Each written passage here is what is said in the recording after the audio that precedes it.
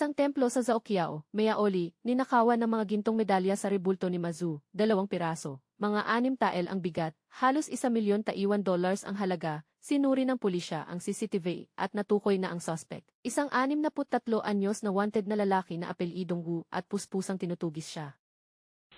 Pumasok sa templo ang lalaking nakamas, alam niyang may CCTV, pero naglabas pa rin ang kagamitan at binuksan ng pwersahan ang kandado ng bakal na pinto. Binuksan ng lalaki ang glass door, saka umakyat, at ninakaw ang 2 gintong medalya sa rebulto ni Mazu.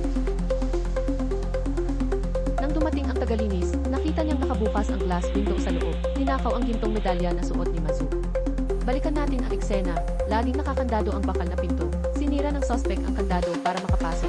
Nangyari ito sa isang templo sa Zaoqiao, Mayaoli, may dala pang sariling gamit ang magnanakaw. Diretso niyang sinira ang kandado at ninakaw ang 2 piraso ng gintong medalya na nagkakahalaga ng 1 milyon. Ay humigit kumulang 3 onsa, mga 2 ang ninakaw. Sinuri ng pulisya ang CCTV, natukoy ang suspect na si Wu isang wanted na magnanakaw, kasalukuyang isinasagawa ng investigasyon.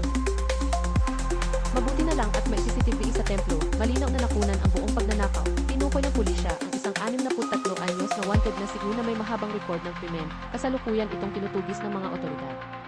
Gusto mo ba ang content namin? Mag-subscribe at i-follow na ang Liho TV.